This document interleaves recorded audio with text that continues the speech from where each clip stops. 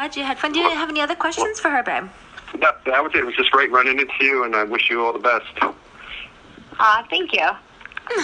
Take care. Thank you, Joe from New York. Thanks for listening to the show, and thanks for calling in. Have a wonderful Sunday. You too. Thanks. Bye, baby.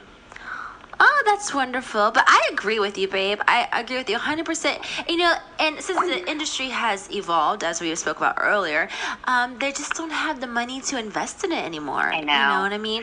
And the return is not as high. They rather buy traffic for their websites or whatever, you know. Well, they kind of have to, though, to stay in business. It's the business has become much harder. For companies to survive, and there's not as much money as there once was, right? You know, in those early to mid 2000s. There's too much free stuff out there. That's right. And you know, Tia, when did I leave my contract with zero tolerance? I guess it was like 5 years ago. Yes. Okay, so 5 years ago, okay, I guess so. I want to go back. So more like 9 years ago, my boss started a toy company because he saw his numbers declining 9 years ago now. Because I've been in the industry how long? 13 years now? Yes. Yeah, something like that. Anyhow, he started seeing the business decline. And, you know, my boss at the time, Aurora, he was the type of guy that he could sell you anything that he physically has in his hands. But he could not find the right webmasters to go online and to push his product, you know? Mm-hmm. And so, with that being said, we have another caller. He went into the toy company. And I think this guy wants to talk to you. Toy companies make great money. Yes, they do. Good morning, Maurice. How are you today, honey? Hey, how you doing? Great. We have Miss Aurora Snow on the line. Would you like to speak with her? Good morning, Aurora. How are you doing today? I'm doing well. How are you? I'm doing well. Thank you very much. Do you have some questions for her, baby? Oh, yeah. I was just listening to the program, and you were talking about your experience at AVN this year and how you noticed the stark differences in basically the overall ambiance of the convention. I mean, compared to when you were in the industry. And I just wanted to kind of get your opinion why you think there's been such a radical change from the way things used to be as far as the glitz and the glamour compared to where it's at now. I mean, I think if we just one reason, money. I think that the amount of money that was once in the industry isn't anymore. Companies can't afford to put up tens of thousands of dollars for a booth they're only going to use once a year because there's no return on that investment. So additionally, the girls aren't making as much money, so it's hard for them to put up as much money into what they're doing when there's, again, not a return on their investment. There's just significantly less money floating around the industry, and I think that's a big problem. And I can't speak to how much webcamming makes because I think it really depends on the company and the person doing it. But I did see a lot more webcamming, and I think that's just a completely different vibe. And so there is that. When you're webcamming, it's more one-on-one. You're kind of webcamming from perhaps a studio, but probably mostly from home. And so as opposed to when you're, say, performing scenes, you're coming to a set, hopefully getting a makeup artist, looking at certain wardrobe, and going through this kind of process that makes it feel less one-on-one and more like you're in the business of entertaining for a broader audience, say, and more like you're filming.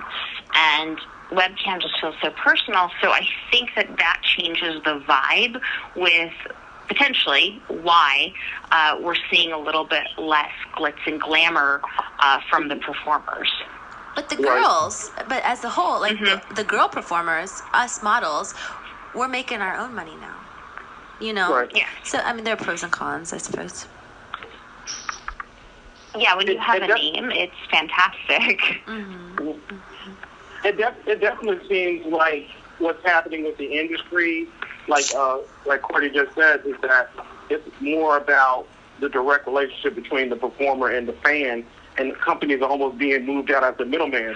Because if you are entrepreneurial, like say you guys are, and you set up your own brand and your own web presence, you don't need a company. You can just make the money directly. So that may be a reason why it's not as glamorous either. Yeah, and that's true. But the way that I made my name was through so many companies and being on box covers and so many things. So if I were a new girl now, I wouldn't have those same opportunities that I personally had when I got into the business. I agree. Because a new girl now isn't going to have box covers.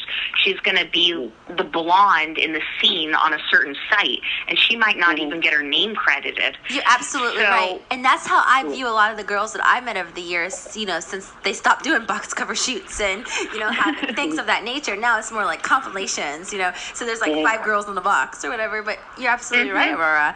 And you know, Mr. Maurice, you can get a scene of Aurora and I think we actually were being intimate with a black guy.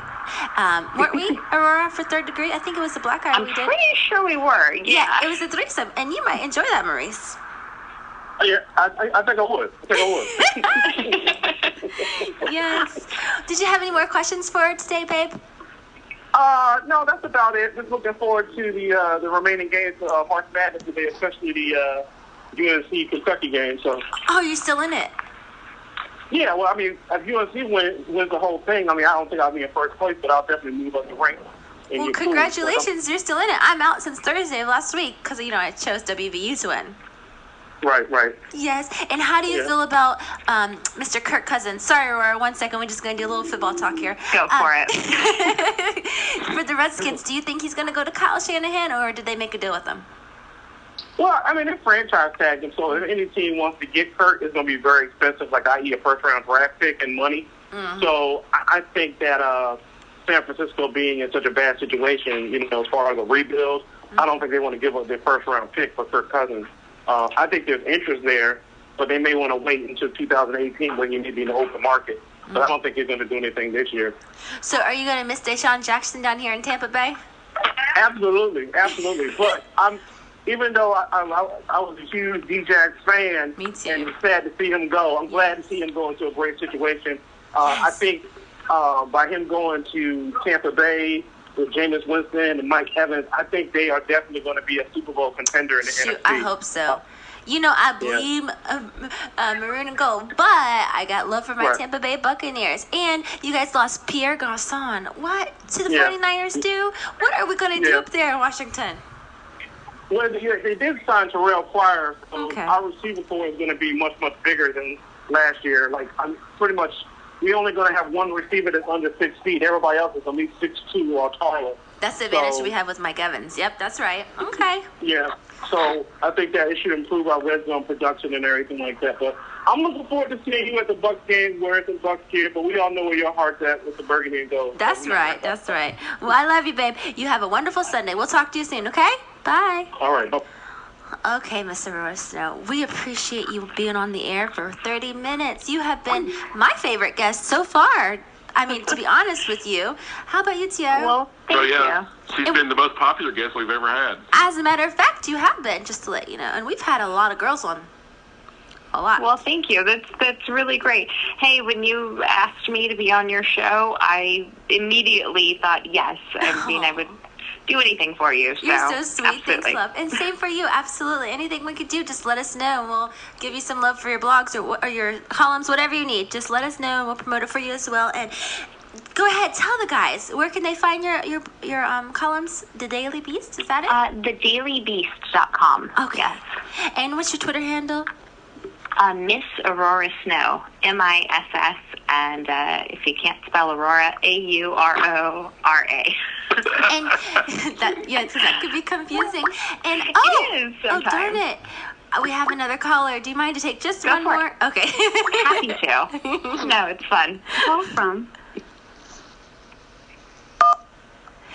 Good morning. Welcome to Between the Cleats with Courtney Kunz, our special guest, Mr. Aurora Snow, and Tio on the Demon Seed Radio Network. Who do we have on the air with us? Chris from Chicago. Hey there, Chris. What's poppin'? Say hi to Aurora. Good morning. Good morning. How are you? Just fine. I'm speaking in basically your character voice, but it's great to be speaking with the adult version of Jan. Well, thank you. Marsha. Hey, it was a hit series and a hit parody. Yes, that's how I first knew you, actually, by the way. I turned into, I love the show, I really do, and God bless Florence Henderson. I loved her, too.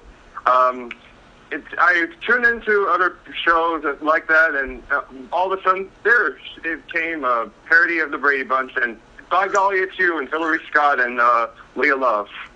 Mm-hmm. We had a lot of fun on those sets. You know, it was great wardrobe. It was a great camaraderie. Oh, really? And did you ever have any favorite moments? I know it's been a long time since then, though. It's been a long time.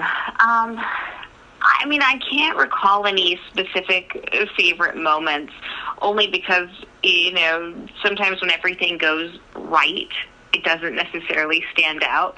So everything went so well on that shoot, nothing particularly stood out, which is good. Oh, yeah, that's great. So. All right, well, that's great, but one more quick thing, and then because I don't want to take up too much of your time, did you ever actually see the show? Well, obviously, did you? I had known about the show, and I'm not sure if I had actually seen it before I did the parody. So while I was sitting in the makeup chair and in between scenes while I was reading the script, I was actually watching reruns of the show, just so I could get the voice down and just so I could get familiar with the show. So because of the parody, I've seen the show for sure. Yeah, because I know you did two of them. Two Yes. out of the, I don't know how many there were. There were many of them. There were several more after that. Yeah. Yeah, which you were not in. No, I was only, I think, in the first two. Yes, Those are but the best two. I saw both of them, believe it or not. And my favorite one is really the second one, where it's Marsha, that one. The one with Tegan Presley. Mm-hmm. Yes. Yeah, the one with Tegan was great. Yeah, and believe it or not, Mrs. D, or Alana Evans, basically, is we're good friends with each other. I mean, she's in a tournament or hot girls tournament or something, and I'm voting for her, and she's loving my support and everything. Well, thank you. Awesome. She's fantastic. Love I like her too. a lot. Oh, yeah. Yeah. Yeah, well, that's good. But one more thing.